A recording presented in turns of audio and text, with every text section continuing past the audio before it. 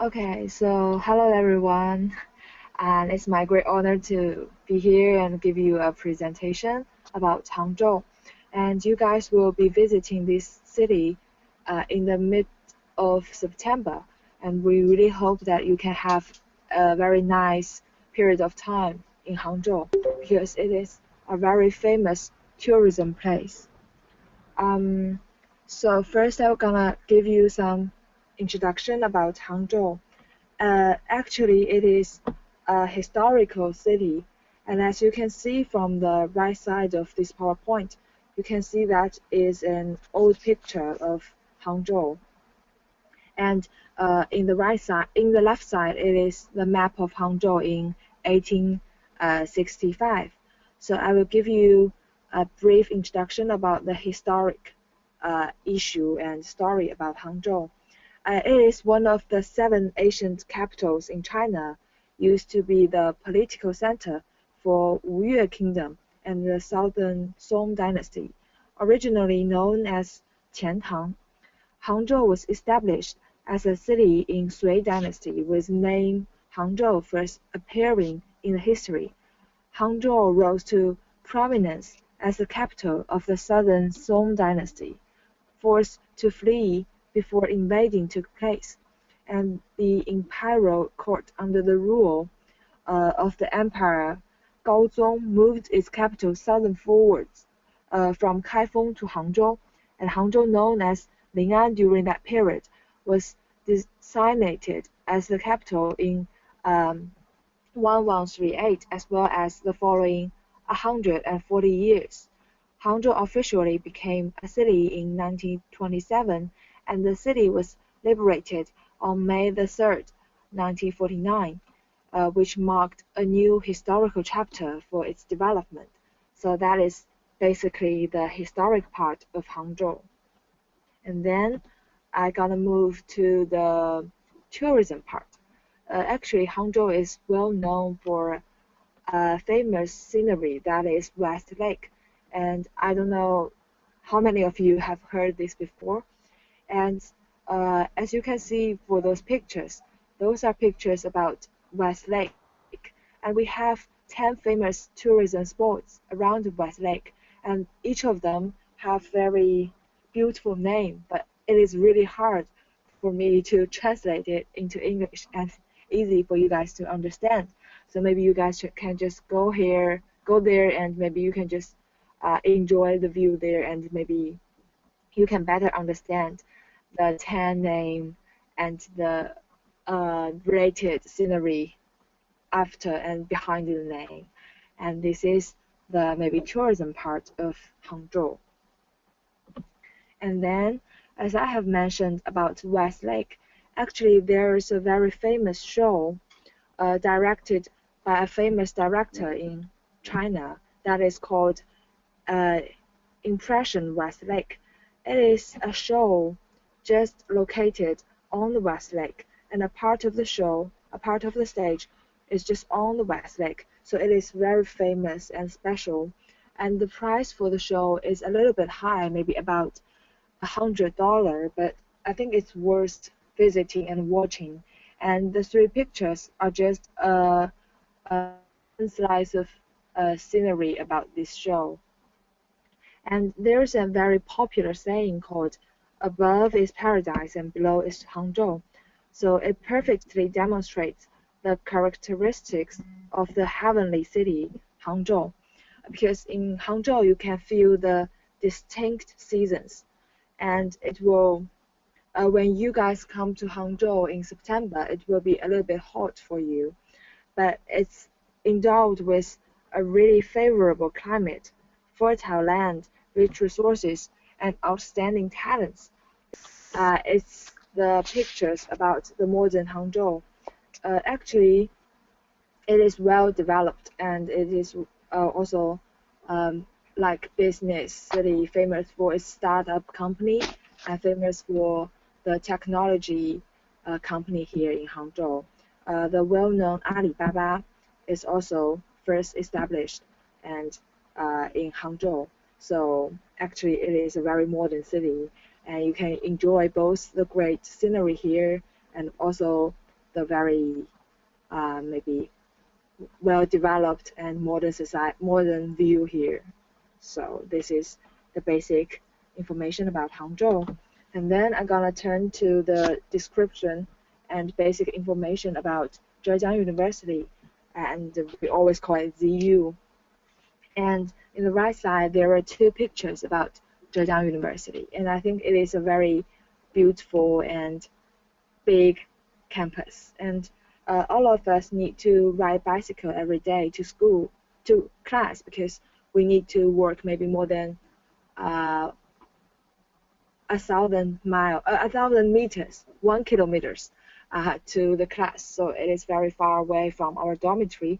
So most of us will choose to ride bicycles. And although the GCC won't be held all the time in ZU campus, we'll have a special place for you to hold the conference. But we still have the chance to invite you to view our campus and enjoy the great scenery here. And also, Zhejiang University is a very well-known university in China. And as I have mentioned before, it is located in the historical and beautiful city, Hangzhou. And actually, it is one of the earliest modern academics of higher learning education institution in China.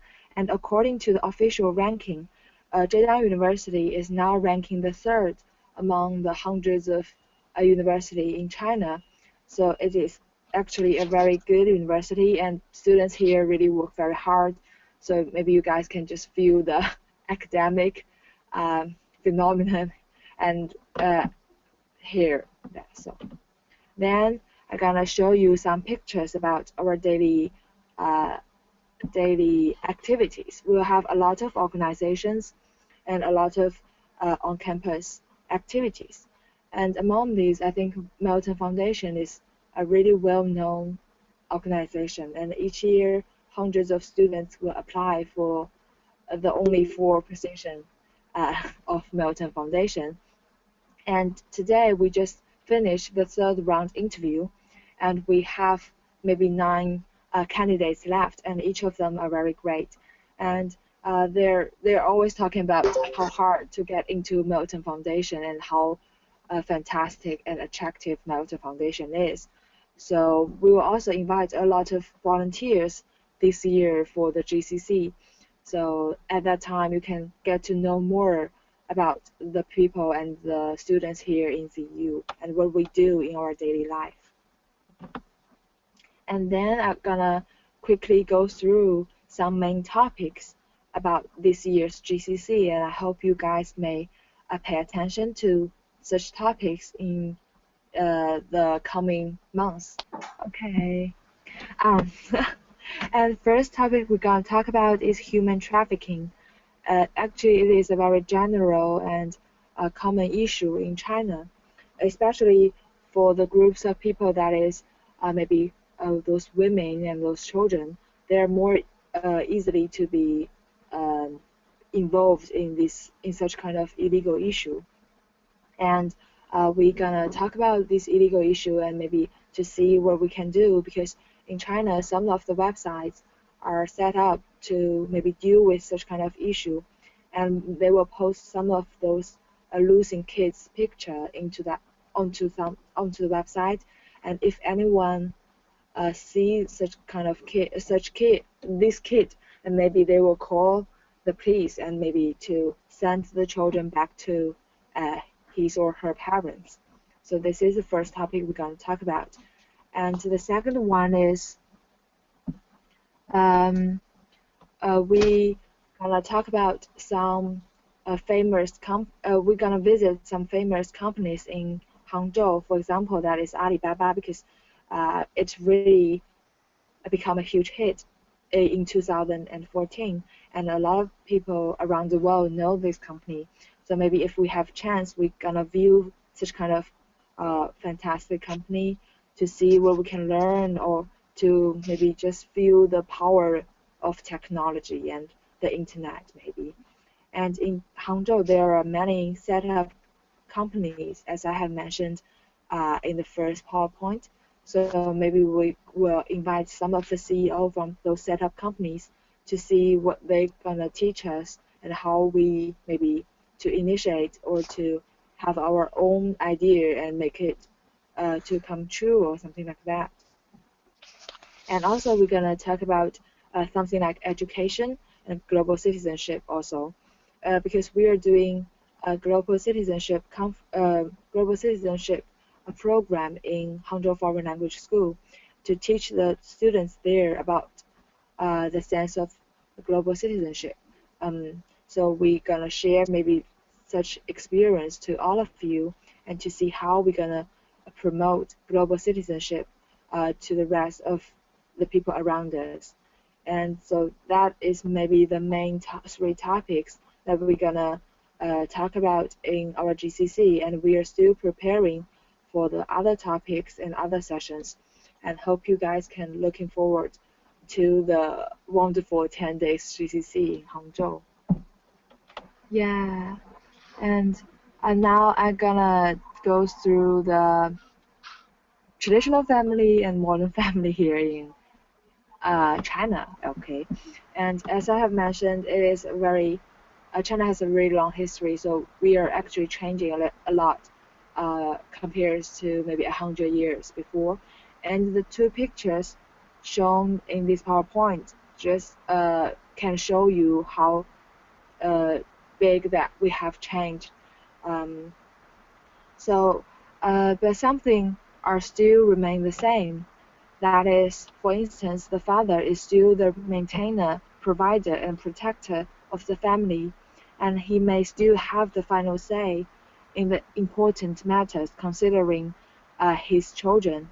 But no longer does the man of the house enjoy absolute control over his family members. That is to say, the women in China are having more rights and more power to make the final decision.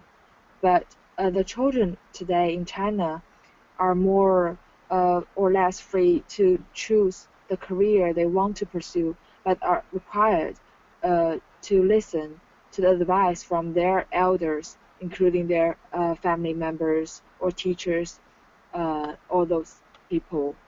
And then, since we're gonna have you guys to spend 3 days of homestay experience in Hangzhou, I maybe will tell you something about what you should do in a Chinese family. And I want to say that we will find the ZU faculty to be the host family, and also we will communicate with Hangzhou Foreign Language School to see if the students there or will be willing to.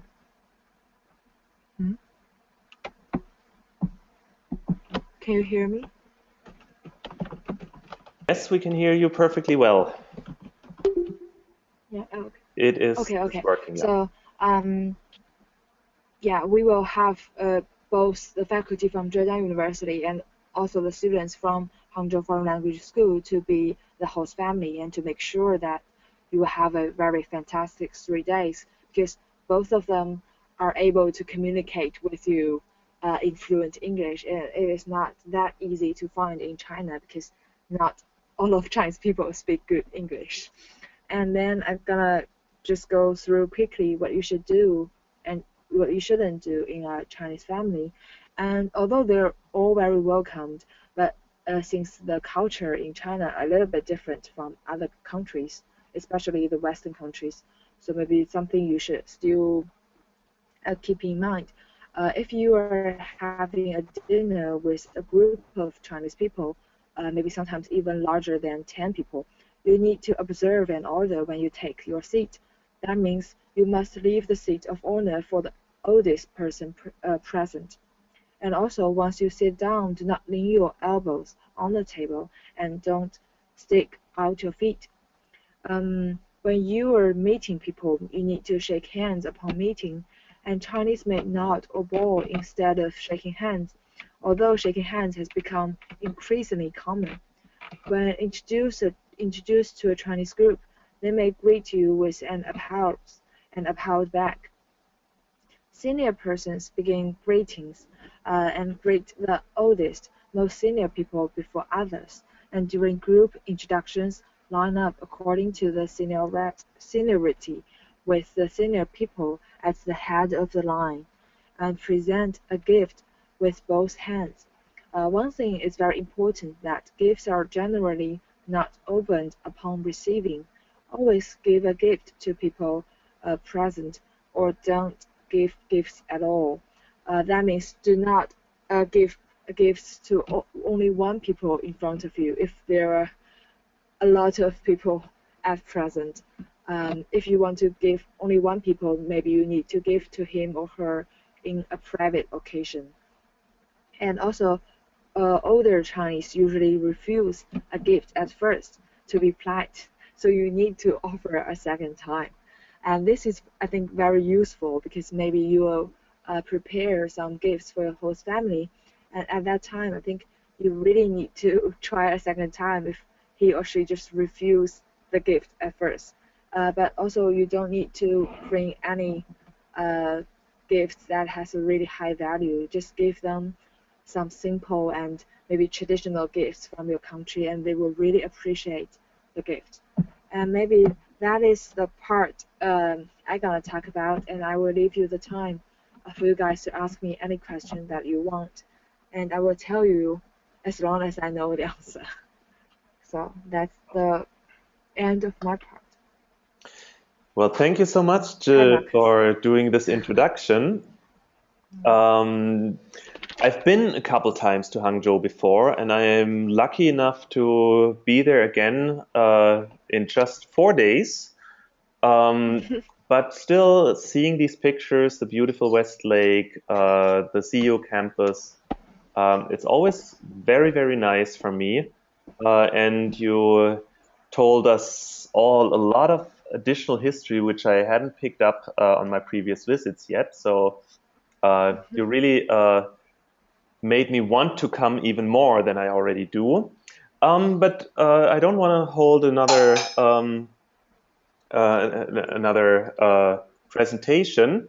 I want to open the forum to all the participants here and ask you if you have any questions about Tuje, questions that came up during the presentation. Who would like to go first?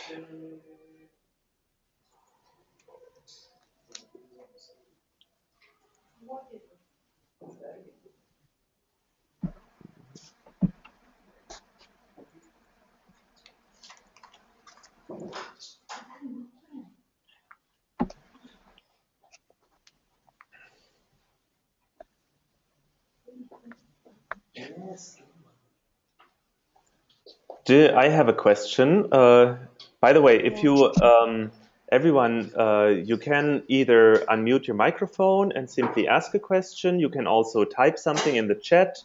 Whichever way you prefer, you can do it. I have a question regarding the homestay. You said, and I think that is probably very helpful for everyone who's listening. You're looking for homestay families who know English so that the communication is easier. You said not all of the Chinese families know English. There's so many fellows who don't know Chinese, so that is Yeah. indeed certainly a helpful information. But I also wanted to know have you already found some families? Um, because Professor Ying is in charge of this part, and I don't know the exact number that how many host families have been insured. But because Professor Ying is now only looking inside the ZU faculty, because maybe she think this will be more easier to find. Yes. And so we will still have Plan B, that is Hangzhou Foreign Language School. And once we have post this letter, invitation letter to Hangzhou Foreign Language School, I think the host family will be quickly find, and because that will be a lot of people that interested in this program, but we still want to find the ZU faculty first, and then we will try the Plan B students from Hangzhou Foreign Language School. So we can promise that we will have enough host family for fellows. Yeah. And we plan that two fellows will share one host family, so it will be easier for us to organize the whole session, Yeah. the whole part. I'm sure that that many of the people listening to you were waiting for that last piece of answer. So we're planning with 2 fellows per family. So also you're not going to be alone. Yeah. Who would like to ask the next question?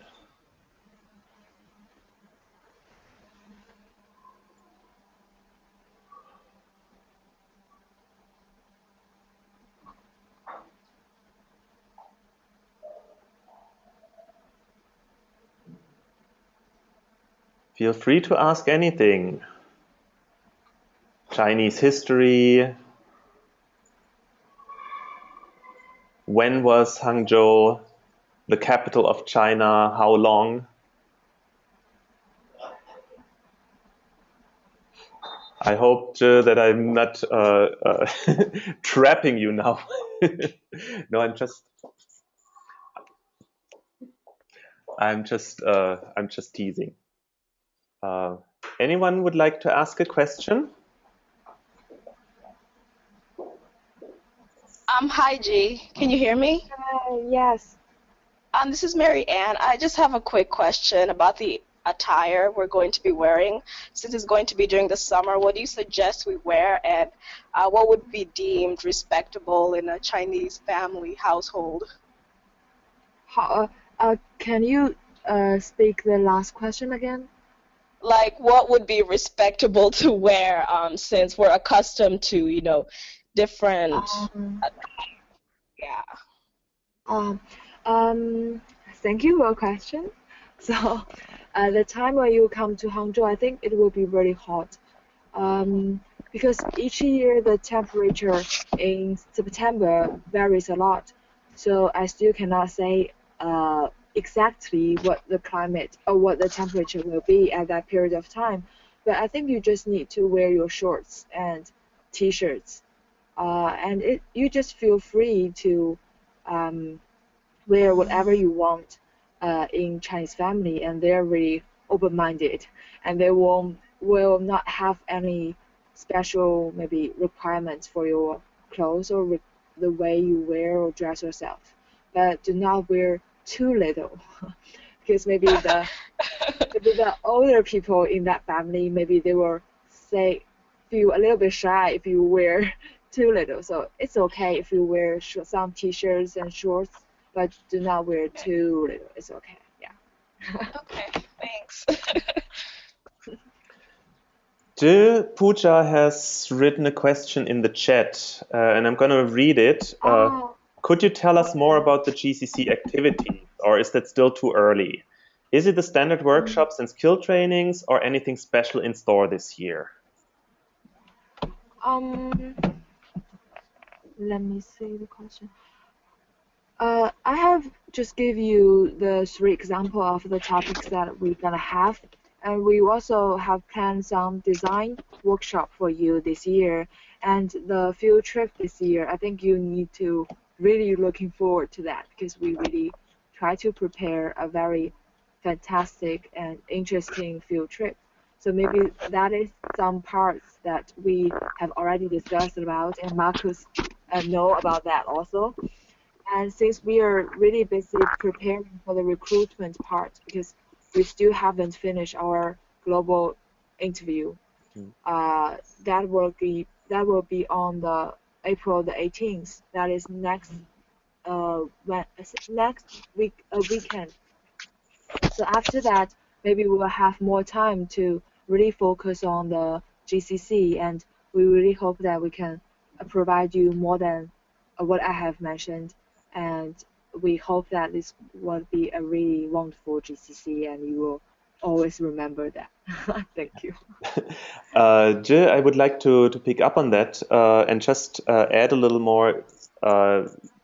We are still in the planning stage. We have fixed the three topics that Jill has presented to you. Jill mentioned the design workshop. There, I want to say just a little more. We think that human-centered design is a powerful tool that you can use in many situations. That can be a valuable professional skill, something that your employer or future employer may be very interested in, that you have it. It is a skill that you can use to design global citizenship projects, that you can use in the creation of your acts of global citizenship. And that is also how we locate that workshop. We want to give you that tool. Some of you may have already heard of it, maybe have some knowledge about it. We're going to offer different levels of skill development on that workshop, and the purpose is that we experiment, that we try to use human-centered design to come up at the end of the GCC again with either with acts of global citizenship like we did last year, or maybe since the act of global citizenship is something like the first step that you do in a project, since you've already done your first step, maybe you can use human-centered design to build on your act of global citizenship or build on something else that you've already done to create a more complex project with wider and more profound impact than what we were able to do with the acts. So we want to see that as an integrated program, have a dedicated workshop to give you tools, have several workshop tracks to familiarize you with with specific global challenges, and then empower you to use the knowledge and the skills and turn them into powerful actions. And another point I wanted to add, specifically to Pooja and all the senior fellows who are listening, very soon we will issue a call to senior fellows to propose skill development workshops. Workshops that we will have during the whole day on Tuesday and during half a day on Thursday, most likely. Workshops that build knowledge, raise awareness, teach skills, experiment with simulations. There are many options, and we're going to give you some more guidance which will come out of the learning framework that we're currently developing and that we're where we're gathering more input right now during all the campus visits during the selection interviews. So at the moment, I would just say, keep this in mind. Soon we'll have a call coming out. We want input from senior fellows, and we hope that many of you will step forward and support the GCC by offering your skills and your expertise to the younger fellows and let them participate in your experience as we all develop the global citizens inside of us.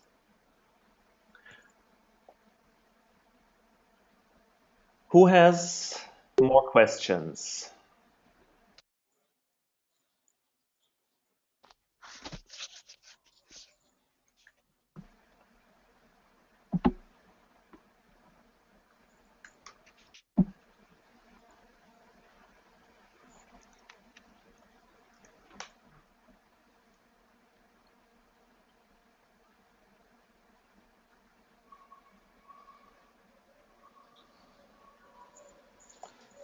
Who would like to hear more about Hangzhou, the city, life or families in China, or the program at the GCC?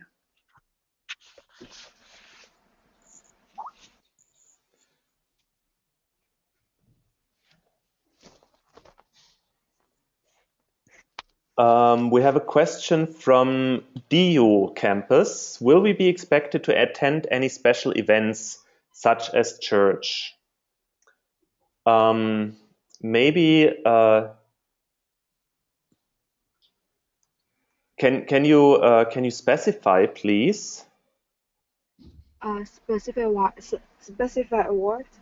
The DU campus who typed in the chat, will we be expected to attend any special events such as church? I mean, for example, on Saturday? You mean you want to go to church or what? I don't understand that point. And UFRO campus, I'm going to keep your question in mind. Don't worry. DU, can you specify? Do you mean, for example, during the homestay families? Okay. Jill, can you say something to that?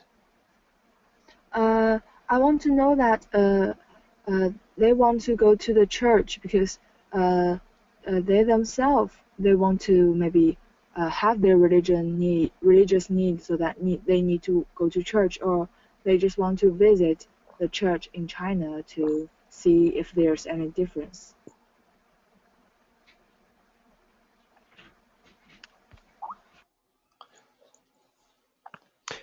And maybe a quick suggestion. For the homestay visits, I would recommend to all of you, well, probably be prepared that you have something that's a little nicer to wear, something a little formal, just in case the family wants to take you to something where a more formal attire is required. And then I would recommend to be open to anything, open to everything. We all have some limits as to how much we want to do, but none of these families is going to try and put you in danger or put you into embarrassing situations.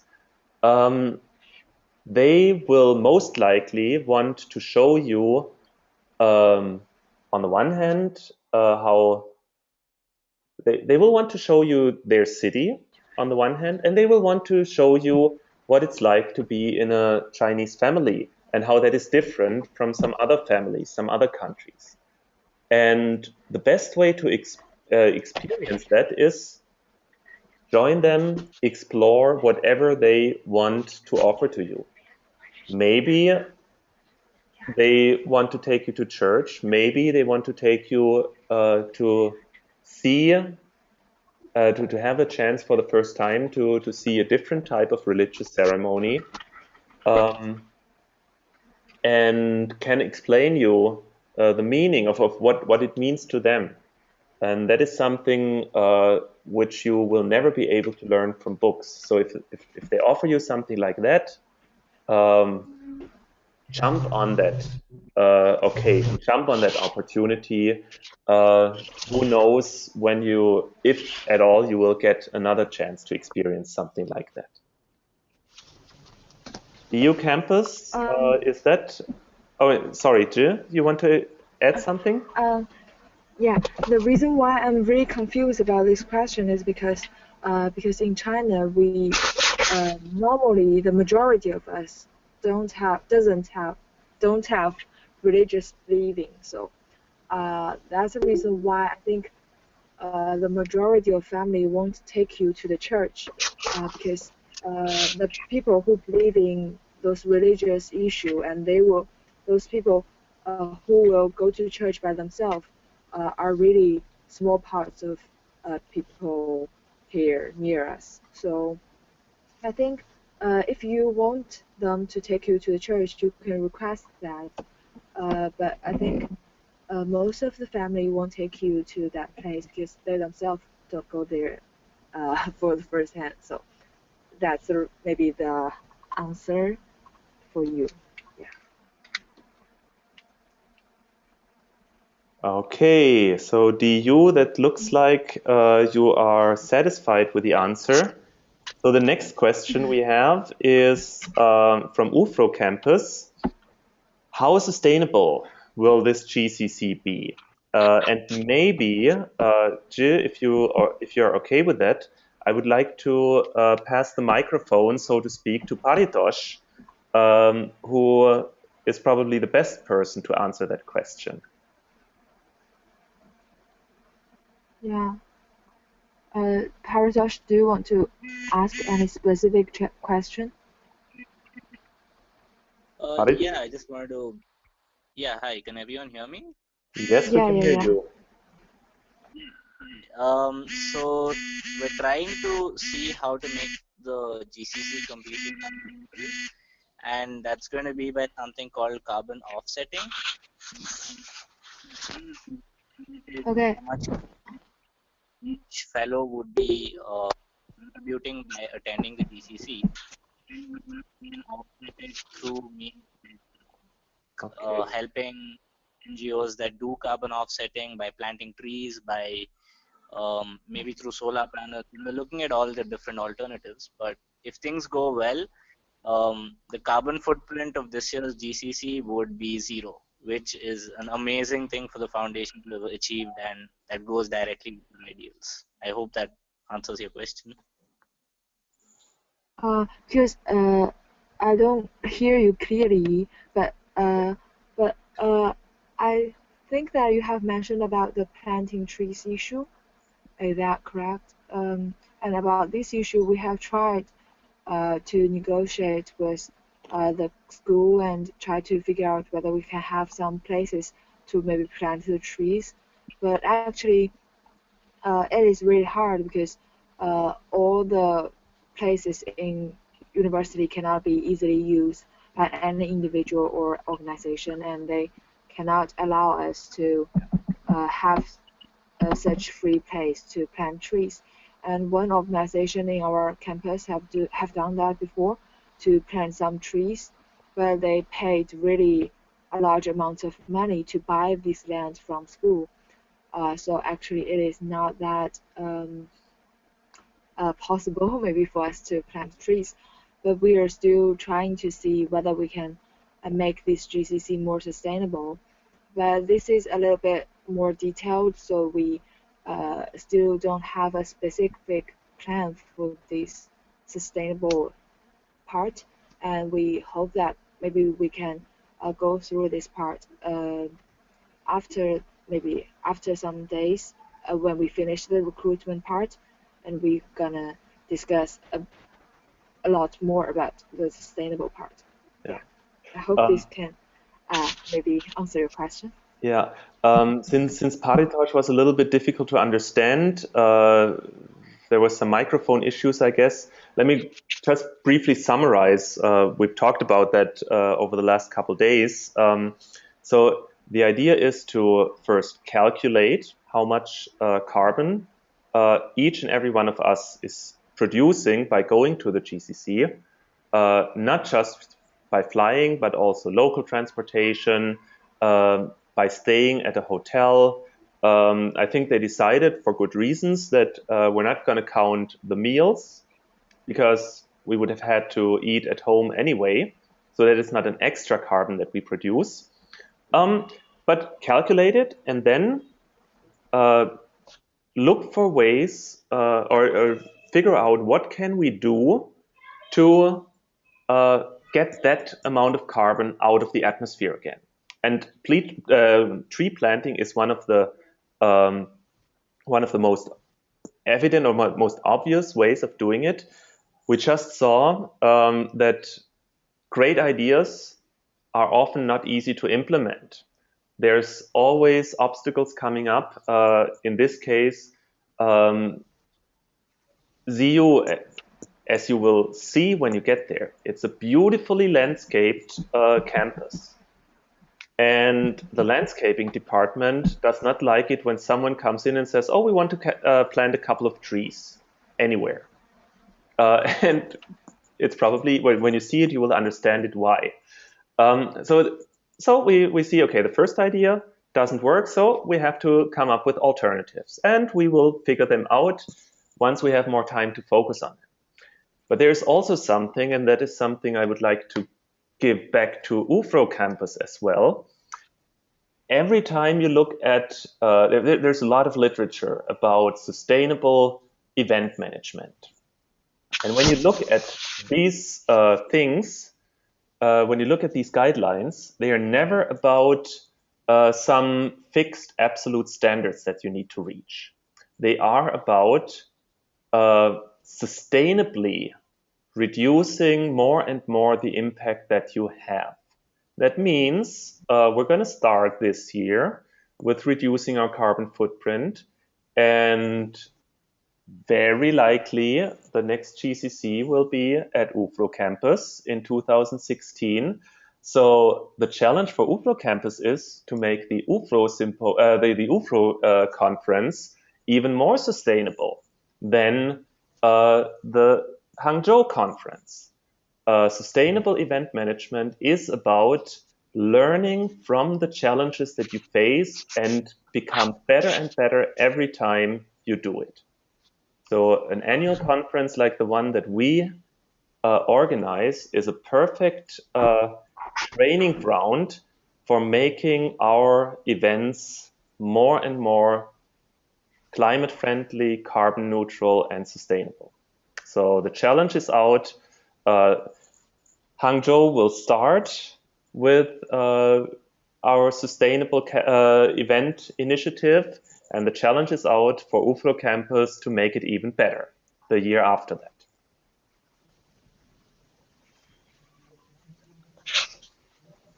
Do we have other questions?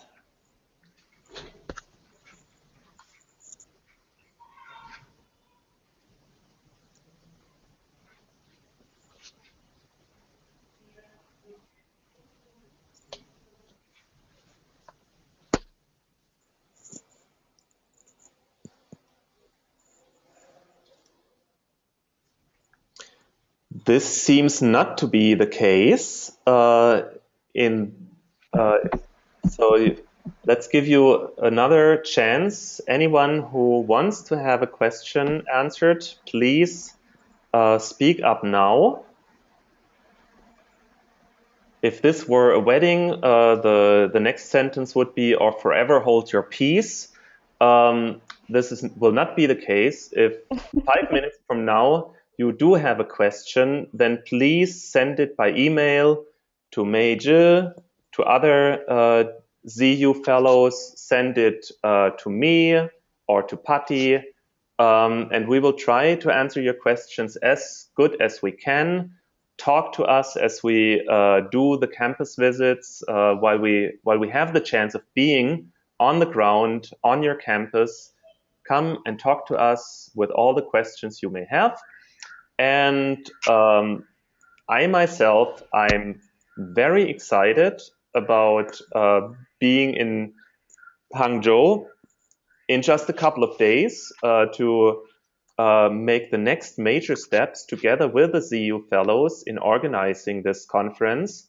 And then in just a couple of months to see all of you again at ZU as we gather for the conference, as we gather to continue to form ourselves into global citizens, learn about different global challenges, gain the skills we need to address them, and maybe even more importantly, fill ourselves up with motivation to get back to our societies and really take up actions, take up the meaningful actions, continue to take them that will help us make our worlds more just, more sustainable, with less violence and less suffering for the people around us.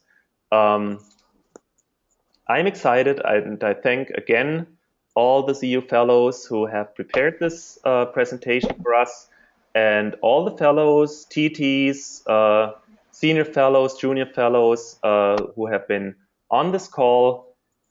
If you know of someone who has not had the chance to be with us live, the recording will soon be up on the website. We'll send the announcement of the recording through mail all. So you will have a chance again to go back into the history of Hangzhou if you want to, or if you, for those fellows who haven't had a chance to be here now, to listen to it later. So thank you very much. No, actually, I'm not gonna say goodbye. I'm gonna let Mei Zhi, our presenter